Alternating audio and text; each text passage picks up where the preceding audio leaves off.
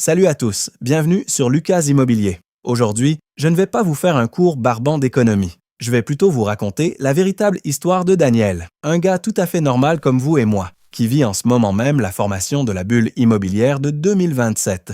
Je vous promets qu'à la fin de son histoire, vous allez tout comprendre, et surtout savoir exactement quoi faire pour vous protéger et même en sortir gagnant. Daniel a 39 ans. Il habite en banlieue de Lyon, dans un quartier calme. Il travaille comme technicien de maintenance dans une usine de pièces automobiles. Il est marié à Laura et ils ont 2 enfants de 8 et 11 ans. Comme la plupart d'entre nous, Daniel rêvait simplement d'offrir à sa famille une maison stable qui leur appartienne vraiment. En 2022, quand les taux d'intérêt étaient encore très bas après la pandémie, Daniel a trouvé une belle maison individuelle à 425 000 € dans un lotissement tranquille. La banque lui a accordé le prêt sans trop de difficultés. Son score de crédit était solide, 720 points, et sa mensualité est sortie à environ 1 650 €. Daniel et Laura étaient aux anges. Il m'a raconté que le jour où ils ont reçu les clés, ils ont fêté ça avec une pizza et des glaces pour les enfants. Les petits sautaient partout dans le salon vide en se disputant déjà quelle chambre serait la leur. Daniel est resté dans le jardin et s'est dit « Enfin, j'ai réussi. Toutes ces années de travail ont payé. » Pendant les 2 premières années, tout ressemblait à un rêve. Les prix des maisons continuèrent de grimper. Les voisins disaient « Ta maison vaut déjà 60 000 € de plus. » Daniel se sentait malin. Il croyait avoir fait l'affaire du siècle. Mais à partir de 2024, des problèmes sont arrivés que personne ne l'avait prévenu et qui touchent aujourd'hui des millions de familles françaises ordinaires. Un matin, la lettre de renouvellement d'assurance est arrivée. L'assurance habitation qui coûtait 120 € par mois est passée d'un coup à 340 €. C'est à cause des risques d'inondation et du coût de reconstruction qui explose, lui a expliqué l'agent. De 2 mois plus tard, sa taxe foncière a augmenté fortement, 160 € de plus par mois. Puis, la copropriété a décidé de repeindre tout le quartier et de refaire les trottoirs, 95 € de charges supplémentaires chaque mois. Et là-dessus est venu quelque chose qui touche chaque personne qui regarde cette vidéo. Le conflit en Iran a fait exploser le prix du pétrole. Le litre d'essence en France a augmenté de presque 35 %. Faire le plein du break de Daniel, qu'il prend tous les jours pour aller à l'usine, est passé de 65 à presque 95 € à chaque fois. Comme tout est transporté par camion, les courses au supermarché ont aussi flambé.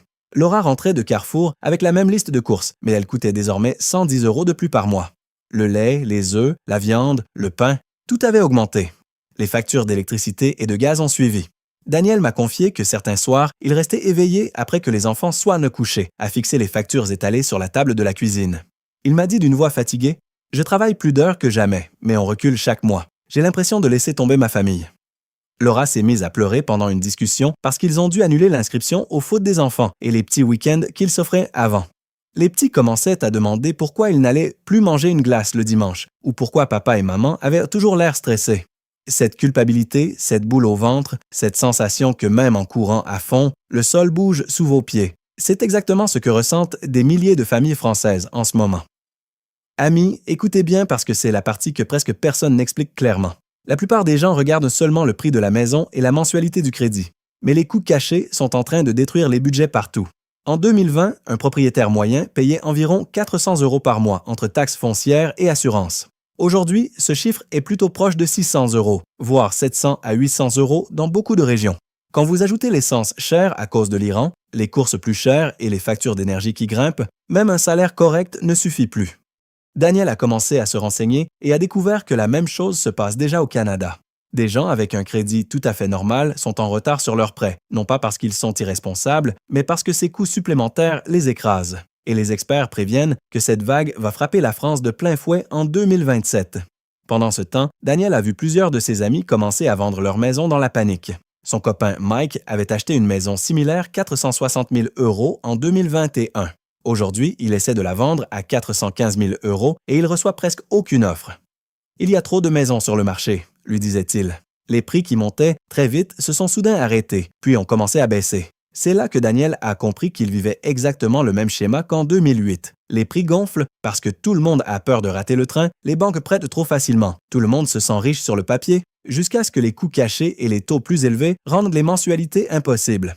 Alors les gens sont obligés de vendre, l'offre inonde le marché et les prix s'effondrent. En 2025, la mensualité de Daniel, crédit à taux variable, a été réajustée à la hausse. Elle a augmenté de 210 € supplémentaires par mois.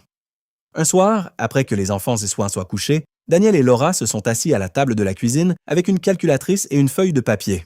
Ils ont tous les deux commencé à pleurer en réalisant que dans moins de 6 mois, ils ne pourraient peut-être plus garder la maison.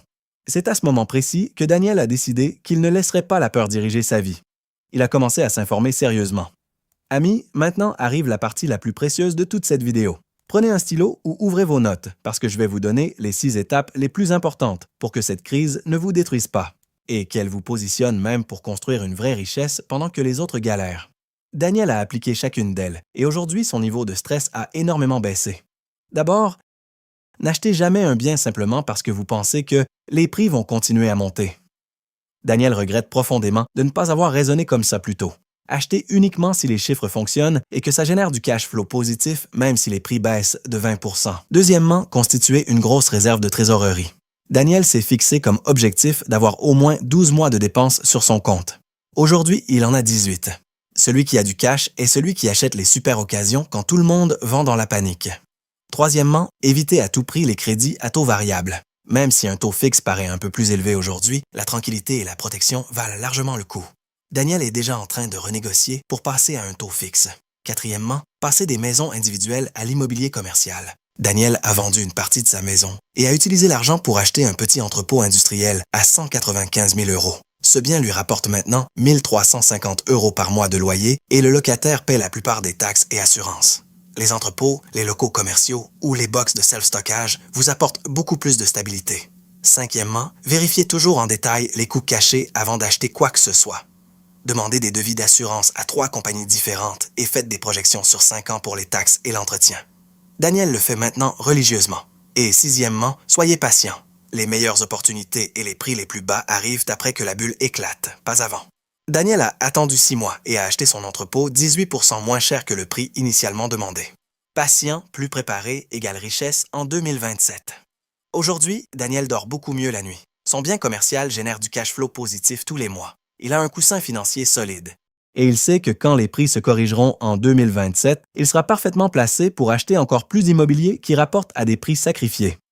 Laura et les enfants voient un papa plus calme et plus confiant. La peur de perdre leur maison a été remplacée par l'excitation pour l'avenir. Et voici la bonne nouvelle pour vous. Oui, les prochaines années vont être vraiment dures pour ceux qui ne sont pas préparés. Beaucoup vont ressentir cette même boule au ventre que Daniel a ressentie. Mais ceux d'entre nous qui auront économisé, qui garderont la tête froide et qui sauront exactement où investir, vont sortir beaucoup plus forts de l'autre côté. Alors dites-moi tout de suite en commentaire, êtes-vous prêt? Tapez « Je suis prêt » ou « Pas encore ». Je lis tous les commentaires et je veux savoir combien d'entre vous vont passer à l'action après avoir entendu l'histoire de Daniel. Si cette vidéo vous a ouvert les yeux, vous a touché et vous a donné de l'espoir, cliquez sur « J'aime ». Abonnez-vous à la chaîne et activez la cloche pour ne rien rater. Dans la prochaine vidéo, je vais vous montrer exactement quels types de biens commerciaux sont les plus sûrs et les plus rentables à acheter avant le grand retournement de 2027. Merci d'avoir regardé. Prenez bien soin de votre argent et on se retrouve dans la prochaine vidéo.